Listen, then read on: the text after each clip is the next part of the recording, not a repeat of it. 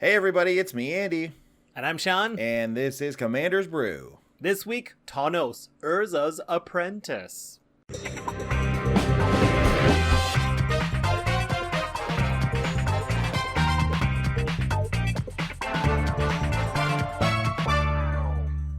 Hey everyone, we're back with another big deck tech this week. This time it's Tawnos, Urza's apprentice. And if you're liking what you see, hit subscribe right here on YouTube, and you can see whenever we go live with new content. Yeah, this time, Tawnos. Very cool. This is our first redo of the blue-red Saheeli C18 deck. We're still doing some C18 decks. Andy, you took hold of Tawnos and decided to brew up a deck around that. Very exciting ability. So Tawnos, Urza's apprentice, is a legendary human artificer. Costs blue-red. That's about as cheap as commanders get. Yep. There are a few cheaper, but 2 is very cheap. Tawnos is a 1/3 with haste, which I never thought about before. Haste is very interesting. Very interesting. And Tawnos has an activated ability of blue-red tap. So effectively, Tawnos, if you cast with 4, you can do this right away. Copy target activated or triggered ability you control from an artifact source. You may choose new targets for the copy. Mana abilities can't be targeted. So you can't use this to get extra mana. Seems fair. They're protecting from things. And just to remind everyone what an activated and a triggered ability is, an activated ability is any ability on an artifact, in this case, that has a semicolon in it. Right? And that semicolon divides it between the cost and the effect. So everything before the semicolon is the cost. Nothing can really interact with that. If that involves sacking things, you can't get in there.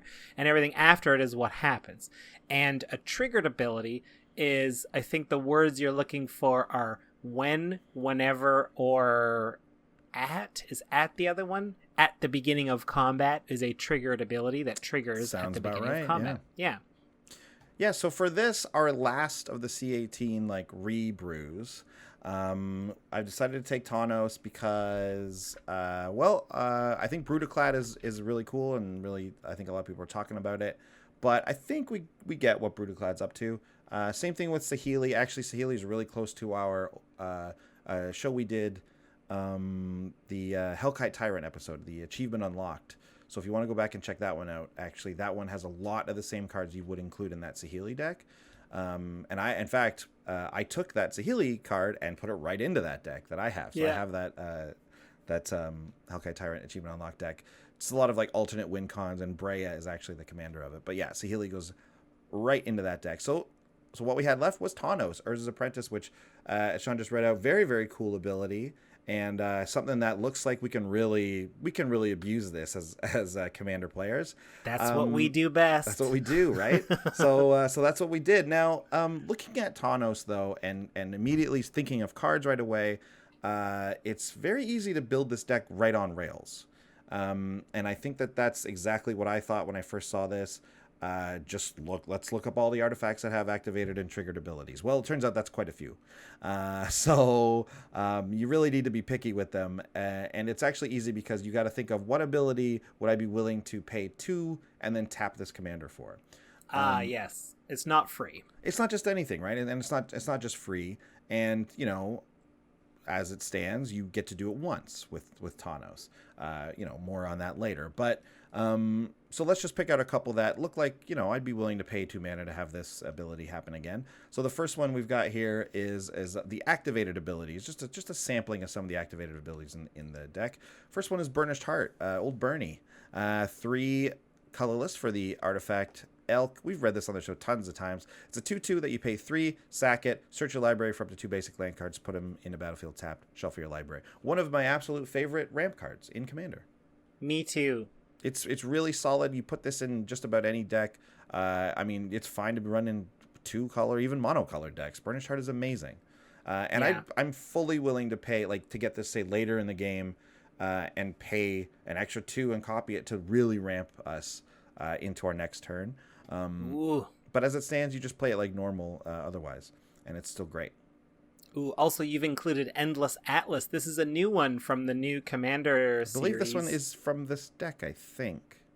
It might not be, Yeah. but I think it is. Oh, good. I'm pretty sure it either is. way, it's 2 generic for an artifact, obviously. You pay 2 and tap, draw a card. Activate this ability only if you control 3 or more lands with the same name. So we're going to have plenty of basics. So in this deck, you're going to need 3 islands or 3 mountains before you can activate this. And so, yeah, we'll have to be paying 2 and tap it, and it equals out to 1 extra card a turn. Or if we work with Tawnos, that's 4 mana for 2 cards, which is like pretty good, I think, right? It's not like some crazy deal. Like a 4 mana spell that costs 2 is like, or sorry, a 4 mana spell that gives you 2 cards is pretty solid. You would never think it's broken or anything like that, but the fact that you get to do it over and over again, it obviously is where we're getting our value there. Yeah. And finally, just again, just the sampling of activated abilities we have here is Mimic Vat. 3 mana artifact with imprint, so whenever something dies, you can exile it under the Mimic Vat, and then pay 3 and tap it to put a token onto the battlefield that's a copy of the exile card. It gets haste, you have to exile it at the end of your end step. Well, of course, with Tawnos, we can get 2.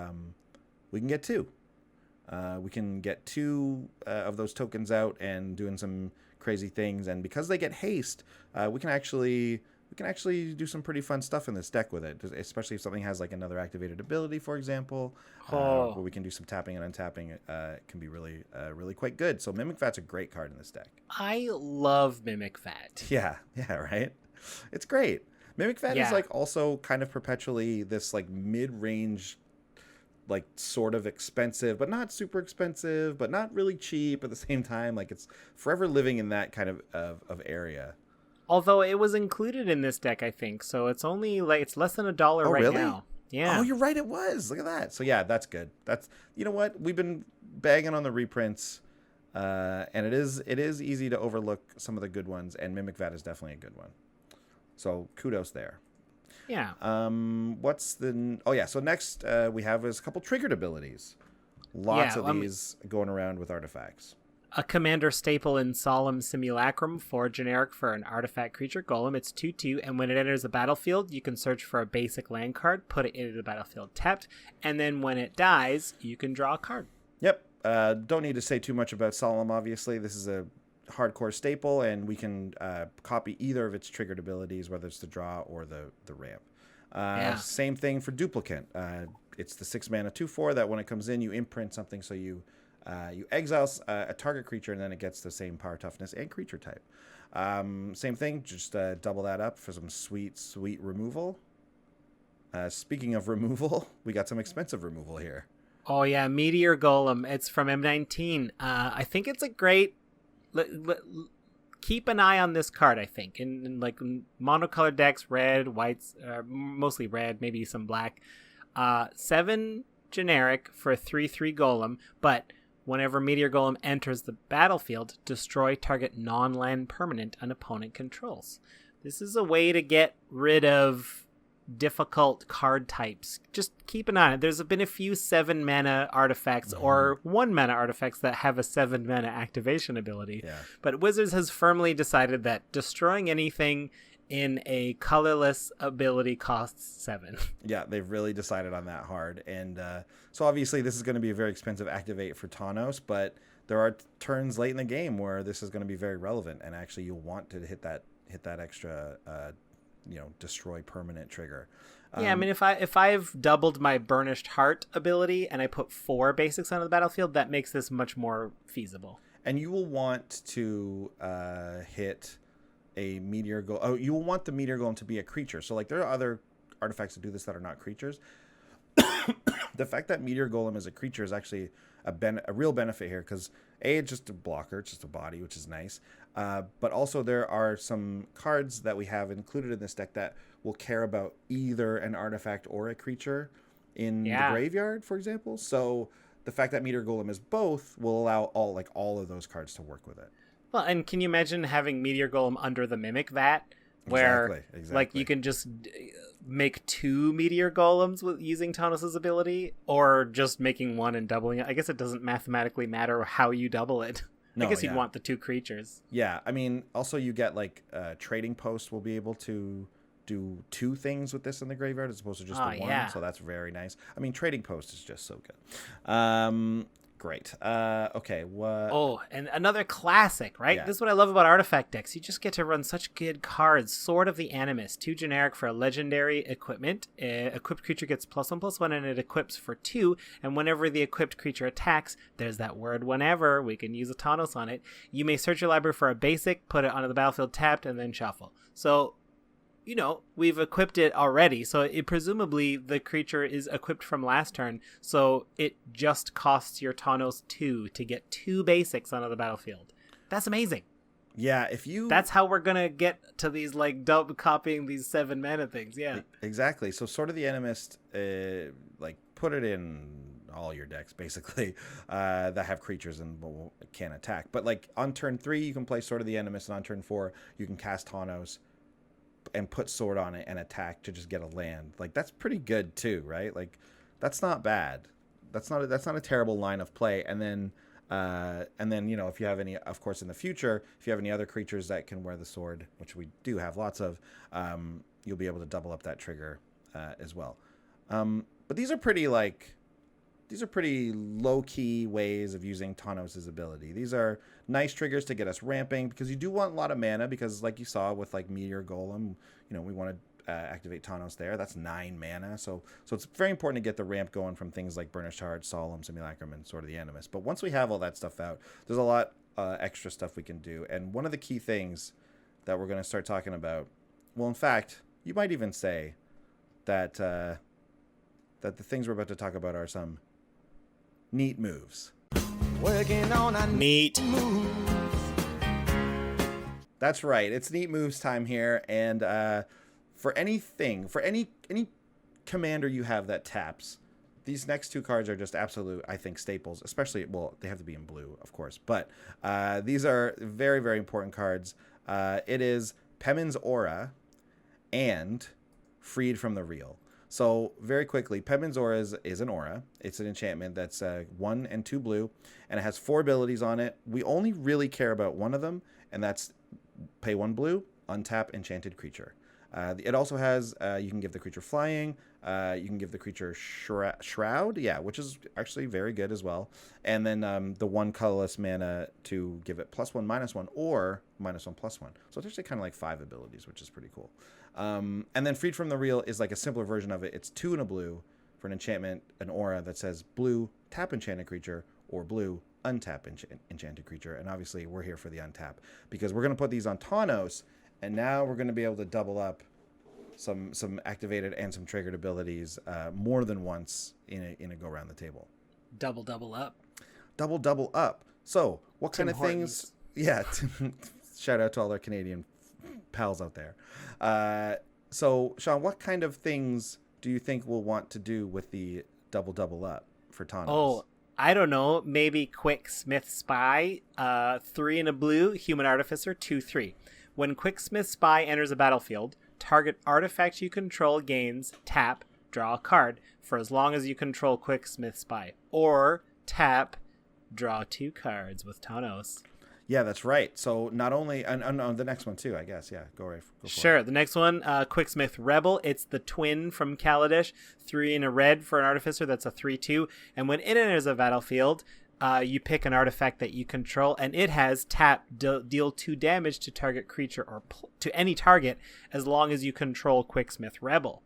So Right. both of them turn artifacts into draw engines or machine guns. Exactly.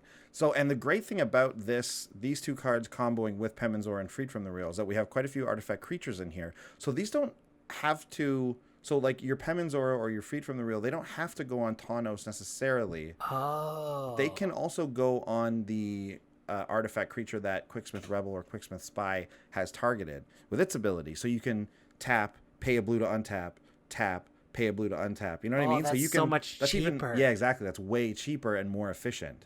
And you know what? If you have that going on, it might be worth it.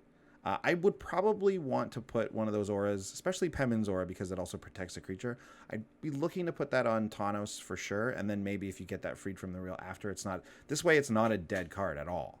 if you get both of your untappers. And in fact, there's a few other things that untap. We got like a Fate Stitcher in here and stuff like that. So definitely you'll want to be you have other uses for your things if your Tawnos is already suited up with one of them. That's a neat move if I ever did see. So that's a cool, neat move. But the main neat moves of this deck. So far this has been pretty on rails. There's nothing really surprising going on here. But we've kind of put together. It's not really like a combo, but it is also. Let's talk about Planeswalkers.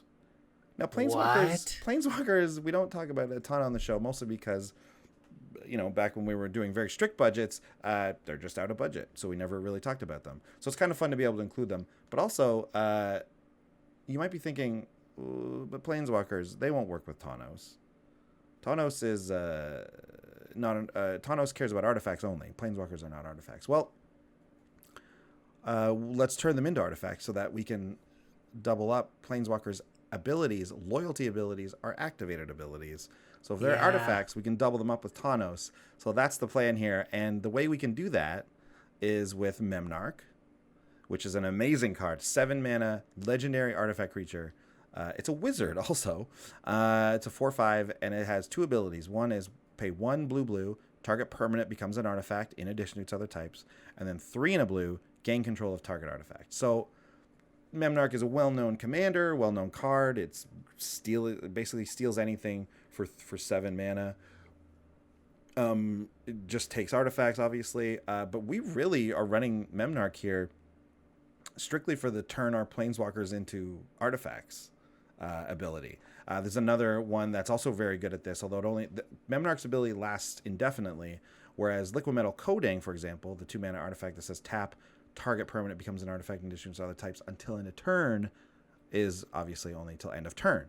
Right. But, I mean, that's fine, actually. Like, we're not using our Planeswalkers on other people's turns, so it doesn't even really matter.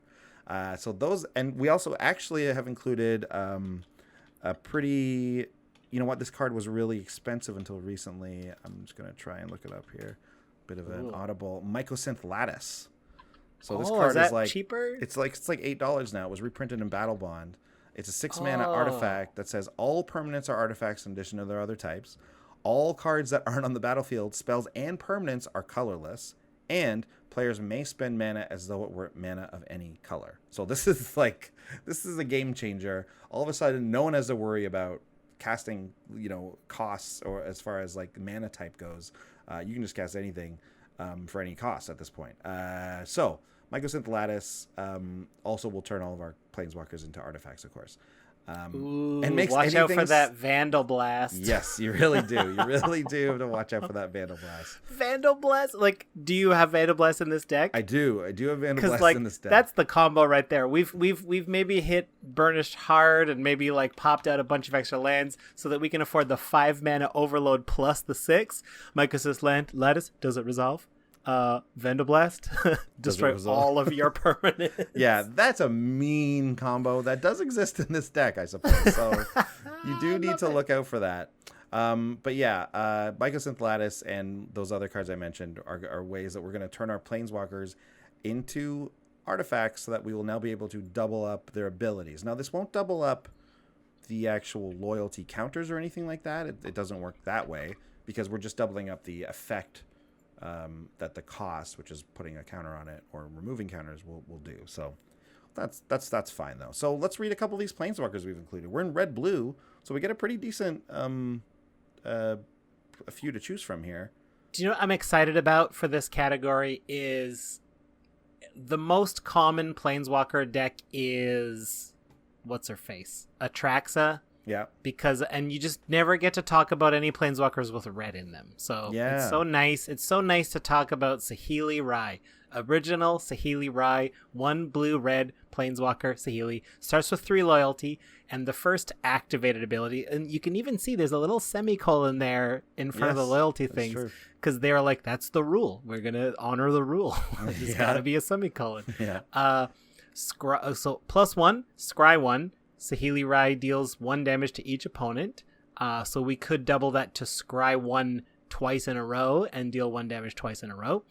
Or we can -2 and then double it if we want. Create a token that's a copy of target artifact or creature you control, except it's also an artifact, and it gains haste, and you exile at the beginning of the next end step.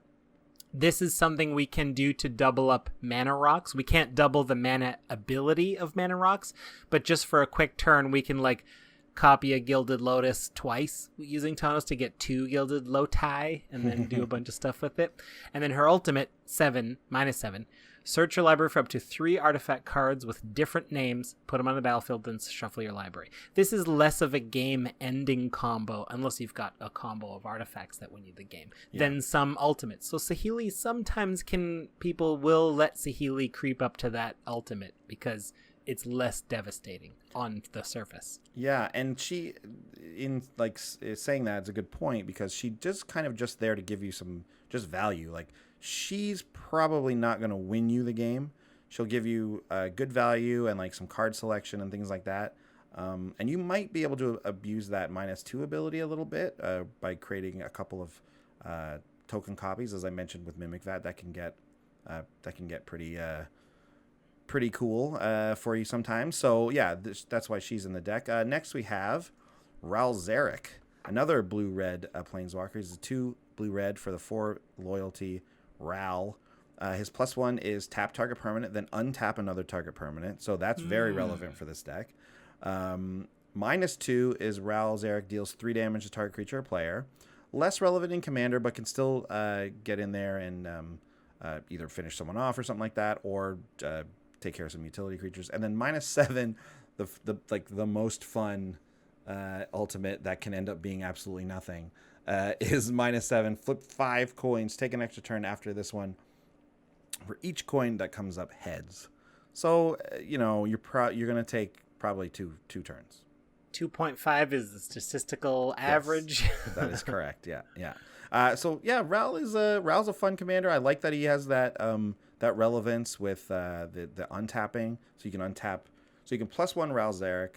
You can copy the ability with Tawnos. You can untap Tawnos, and then in between that, the second one resolving, you can copy it again, and then so you can like keep doing that like infinitely, not actually infinitely because it costs mana, but you can keep doing that to tap a lot of things on their board, or if you have another thing you want to untap, which is very possible with this deck, you can do that as well. So, and Ral Zarek's only like $6. Like, it's not like I know I specifically have this thing in my head that all Planeswalkers are like $10 at least, $8 to $10. But Ral's, $6, and when you get to like that $5 and under category, which there's a couple in this deck, these aren't so crazy to include, in a deck where even you're thinking about budget.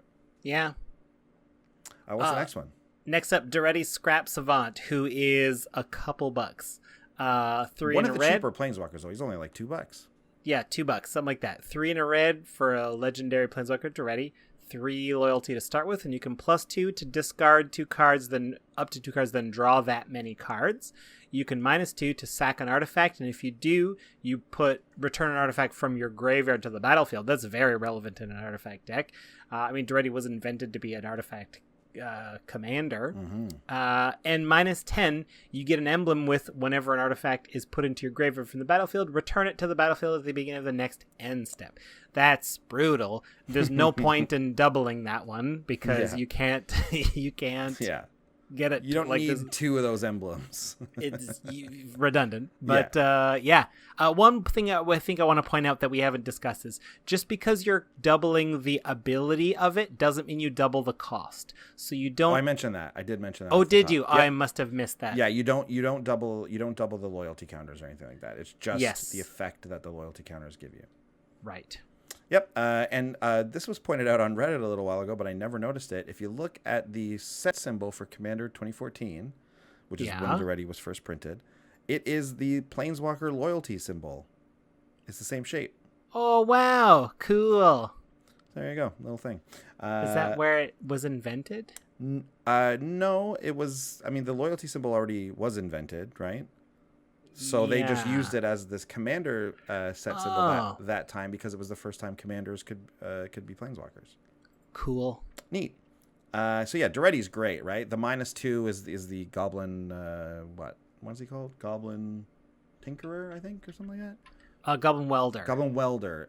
Goblin Welder ability, which is really, really good in artifact decks, and just gives you some card selection with the +2 ability. And filling your graveyard is not a bad thing in this deck. There's a couple things that I actually do care about graveyards. It's not so focused on graveyards or anything like that, but you won't be unhappy to have some artifacts in your graveyard ever. So he'll work out nicely. And then we have Tezzeret the Seeker, which is the 5-mana Planeswalker, 3/2 blue for a 4 loyalty. +1, this is one of the more pricier ones also. +1, untap up to 2 target artifacts, which is, again, very nice. -X will search your library for an artifact card with converted mana cost X or less and put it onto the battlefield. Shuffle your library. Not as broken as it can be in some commander decks, and in like Cube, for example. This could just be an amazing ability. But you can search up a couple small artifacts with this. And then -5 is artifacts you control become creatures with power, toughness, 5/5 until end of turn. Not as important and not as sought after as it might be, again, in some like limited or like constructed formats. Because commander 5/5s are nice and everything, but I think we generally want our artifacts to stay just artifacts. So we're probably never really going for the ultimate here. Probably not.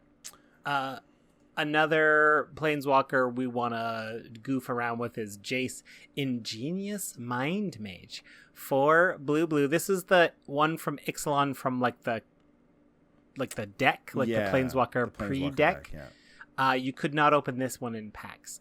5 loyalty to start. +1, draw a card. Cost 6. Plus right? 1. Did you say that? Sorry. It costs 6, yeah, 4 blue. So for +1, which brings Jace up to 6, draw a card. Or you can also +1 to untap all creatures you control. Again, very useful if we've got a bunch of tap abilities going on. Tawnos is also one with a tap ability. And -9, gain control of up to 3 target creatures. Oof, that's a real ultimate right there. That's one where it's like, it's not going to win you the game right now, but your opponents will be very wary to let you get that one. Yeah, and considering you're probably going to steal some commanders or whatever, like the ultimate is threatening, but again, not necessarily game winning. So hopefully you can politic around that and to maybe, let Jay survive a little bit there, because he doesn't really. I mean, untapping all creatures kind of does it, but he doesn't really protect himself, which is something we should say about a lot of these planeswalkers. And one thing I noticed with blue and red planeswalkers specifically, they're not great at protecting themselves. Right. We have a couple that like the new Saheeli, which is also in this deck. She makes a token. The new Tezzeret, which I also think I put in this deck, makes a token. But those are pretty rare. Mostly it's, the blue and red planeswalkers. They deal a little damage. Like maybe they can take out one creature, but in Commander, that's not really going to be enough. So you do have to think of other ways to protect these guys to get them to stay around. Yeah. Great. Well, those are the neat moves. That's the base of the deck. That's what you're going to want to be doing, getting lots of value. Really, the key with this Tawnos deck is all getting that value, getting those extra abilities, drawing those extra cards so you can get to your big win cons, which we didn't talk about, but they're classic stuff like Bosch Iron Golem and things like that, right? Stuff, big creatures that can get in or just like ways to deal lots of damage. So, yeah, there it is. Great. Any surprises and discoveries in the deck? 2 quick ones. I don't remember if I've ever talked about Copper Gnomes, but if I have, I'll just do it really quick. 2 mana 1/1 artifact creature. You pay 4, you sack it. You can put an artifact card from your hand onto the battlefield. So oh wow. So basically for 4 mana after this thing has been cast, you can just drop an artifact into play. And obviously with Tawnos, we can do it twice. So if you have 2 of your big artifact creatures like your Mirror Battlesphere or something and something else, bam, 4 mana plus the Tawnos 2 gets you 2 of them. So that's a nice if we're one. drawing double cards from things like Quicksmith Spy, things Exactly. like that, very possible. Very, very possible. And you've also included Void Shatter. Why is this one a surprise and discovery? I just think like maybe not a lot of people know about Void Shatter for one thing. We've all kind of forgotten about this card a little bit, but it's just Dissipate, which is it's like cancel, but it exiles the card instead of letting it go to the graveyard, and more and more and more. And we all know how important exile effects are, but I really think like these cards are good enough simply because they exile. Like Sean, there was a game we played where you dissipated one of my things that it was very important that I wanted it in the graveyard. So like I didn't care if you countered it really, and there are tons of decks where that's the case, right? Whether it's a graveyard deck for like a Carador, or maybe it's even like a Duretti, like we talked about here, where it's artifacts. Well, exiling the thing is just so important. So I think Void Shatter and Dissipate, but Void Shatter we kind of forget about because it's like it has Devoid. Also, if something ever cares about the color of an instant, Void Shatter gets around that. Anyways, yeah. So anyways, I just think it's a nice one to be reminded of because it's I think it's a really effective card in Commander. Yes, I agree. 3 mana for a counter spell is not unreasonable. I know we can do it for 2, so we often will, but that 1 extra mana to just... There's no point in counter spelling a creature that a Carador player is casting. No, exactly. It does nothing. It does nothing. Absolutely does nothing. In fact, you've helped the strategy, really. Probably, yeah, in the long run. Yeah. All right. Okay, well, now it is time for the budget report. Budget report. This is where we take all of the cards and we turn them all into artifacts and smash them if they're cost too much. That is right. We will smash them. We'll smash them. So the new thing that we're doing now, we're not restricting ourselves to a specific budget. This one's got a lot of Planeswalkers, so this will be one of the more expensive ones we do, but still in a relative budget in the world of Commander decks. This deck you can put together as is for $203. Ooh, which is like pricey. A record for us. It's pricey. And then so the new statistic we're going to be starting to offer you is how many cards make up half the cost of the deck. And in this deck, 12 cards make up $100 worth of value in this deck. What are the 3 most expensive ones? You can want to take the... Oh, I guess... Yeah.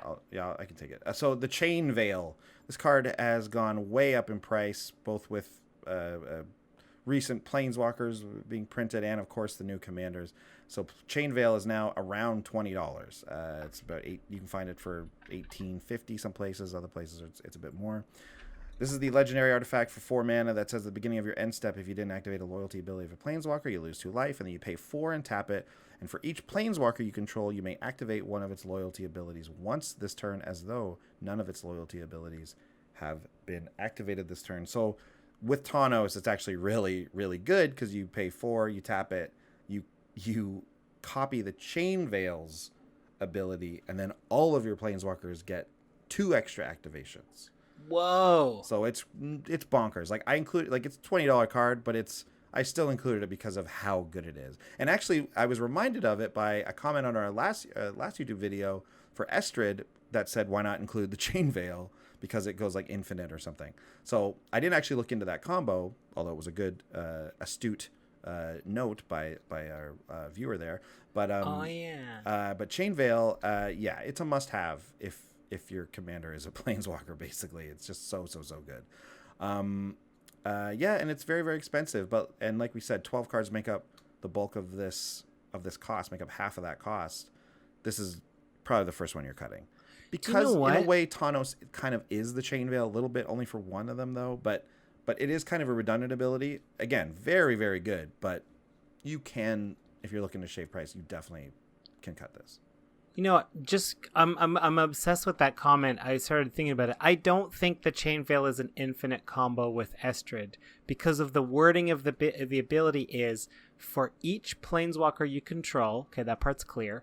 You may activate one of its loyalty abilities once this turn, as though none of its loyalty abilities have been activated this turn. So even if you do that more than once, it's still true that it has been activated once this turn as if it hadn't been. So it doesn't say one extra time.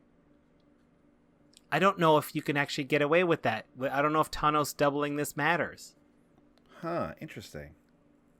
Because once you've done it once, you've having that again is pointless. Can I do like the minus one? For each, you may activate one of its loyalty abilities once this turn, as though none of it has been activated. Once those conditions have met, I don't think this gives you extra activations. Wow, okay. Well, good thing we discovered that here. Cut 20 right now. Maybe rules lawyers can confirm that, but I think that makes sense as well. So, yeah. I mean, actually, the Chain Veil still arguably is still very, very good. Still very, very good. In that, if you get a couple of Planeswalkers out, you're still doubling up those abilities. So Yeah. I still would honestly still include it in the deck, even if you can't Tawnos it. But yeah, so that's the most expensive card. So yeah, definitely you can chop that down. Yeah, sure. And then two of the other three most expensive are the two Tezzerets. Tezzeret the Seeker's $15. Tezzeret Artifice Master is $14. Artifice Master is the one that's in standard right now. I think. Am I right? Am I wrong on that? You are right. Yes. It is. Yes. Okay. Good. And so again, right? Like that's where the fun is. Like we want to turn these Planeswalkers into metal and then double their abilities with Tawnos. So yeah, I think they're worth keeping in there. Maybe you opened one, that sort of thing.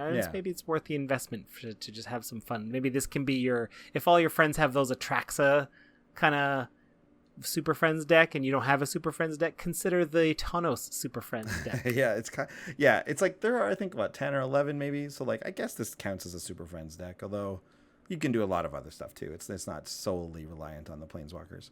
So yeah, there you go. But finally, we'll get to the 3 stars of the deck, letting you know what the best and most powerful cards in this deck are going to do. Number 1, we have Memnarch. It's just so good being able to turn those Planeswalkers into artifacts, but also being able to steal artifacts and just, yeah, it's just great. It turns all of your creatures, like even if some creatures have activated abilities and triggered abilities, Memnarch will now put those online. Like, it's fantastic. So Memnarch, number 1 star of the deck. What's number 2? And I guess in the long term, if your opponents have creatures with activated abilities, you can make them artifacts, steal them, and then use their abilities twice with Tawnos. A warning, I will say, politically, people hate it when you steal their stuff. Yes. So if you make the deal with people that, like, hey, listen, I'm not going to steal any of your stuff, and you can keep Memnarch around maybe a bit longer, and it becomes and it's just so good only using its first ability. So like, maybe you can make that work. Maybe. Tempting. Yeah. Number 2 star of the deck is Joyra, Weatherlight Captain, 2 blue-red, legendary human artificer. Joyra is 3/3, and whenever you cast a historic spell, draw a card. There's that word whenever. That's a triggered ability. Yeah. Joyra is not an artifact. So No. You have to make her an artifact. Yeah, but still. exactly. And But just the fact that you have so many artifacts in the deck anyway, you're just going to draw a ton of cards. Yeah, she's just an amazing creature to have when you have this many artifacts, straight up. And you do need to cast the historic spell, so just like you can't, like, tokens won't trigger it. Planeswalkers are historic. Planeswalkers are historic, so is your commander, so are all the artifacts. Yeah, so there's tons of triggers in here for Joyra. And third and finally, we have Panharmonicon. Sort of like another little Tawnos, but only for the ETB abilities, which there are quite a few. So 4 mana for the artifact that says, if an artifact or creature entering the battlefield causes a triggered ability of a permanent you control to trigger, that ability triggers an additional time. So you can double, and then, of course, with Tawnos, triple up those ETB triggered abilities.